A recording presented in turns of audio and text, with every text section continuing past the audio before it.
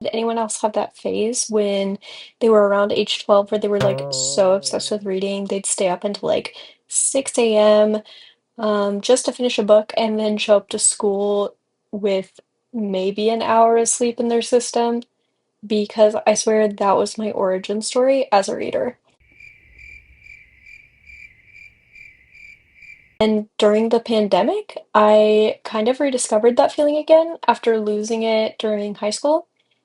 I made this goal to read as much Kurt Vonnegut as I possibly could, but now it's 6 years later and I still haven't finished all 14 of his novels.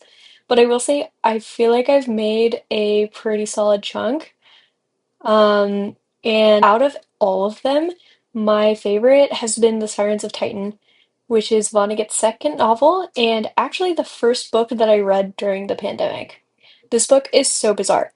It's funny, it's philosophical, and honestly, I struggled a bit through the first half, but then at some point, everything just started to click for me, and I just completely fell in love with it.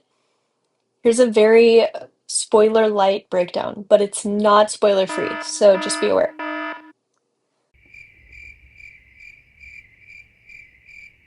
The story follows a man named Malachi Constant, who is introduced as basically the richest man in the United States, and his life gets completely derailed when he becomes entangled with another man named Winston Niles Rumford and his dog, Keswick, which I will get to later.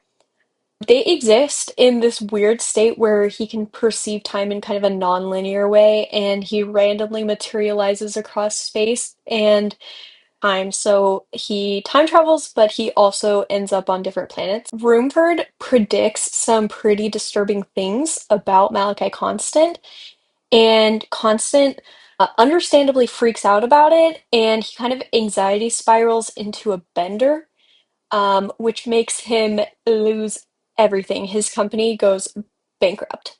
So, with nothing left, he takes the first job available and he ends up enlisting in the Martian army, except his identity gets erased and he becomes Unk. So he's not Malachi Constant anymore, he's now Unk. And Unk is turned into kind of like a mind-controlled soldier, and he eventually becomes the only deserter ever of the Martian army, which ends up being a thing that kind of saves him because all of the Martians get destroyed in this conflict between Earth and Mars. And from there, the story spirals even further. There's a cult on the Earth that is being completely controlled by Rumford's prophecies and a lot of events that feel like that fate that Rumford predicted, kind of like enclosing on Malachi Constant or now Unk. And then he's called the Earth Wanderer. He gets like really entangled in the cult. Eventually, everything converges on Titan, where Constant and Rumford encounter a machine, kind of like messenger being named Salo. And Salo's from Tralfamadore. He has been stranded on Titan for a very long time, and Salo reveals that all of human history has essentially been engineered just to bring him a part that was missing from his spaceship so that he can get off of Titan. And a lot of other stuff had happened, so Rumford ended up dying, and then Salo gets like really depressed and ends up like committing suicide by like ripping himself apart, disassembling himself. A long time later, so this isn't like right after, it's revealed that Malachi Constant was carrying around that part kind of as a trinket, like he didn't realize it was that part, but he ends up using it to reassemble Sallow. And as a thank you, Sallow takes him to Earth and he puts all these like compassionate memories in his head. And as Constant ends up dying, he ends up having these false memories of like a very compassionate life.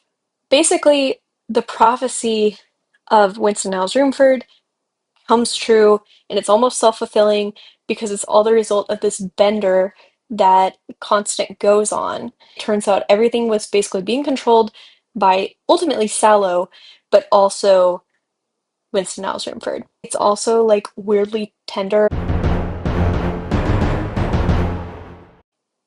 I would absolutely call this book science fiction, but Kurt Vonnegut himself had complicated feelings about that label.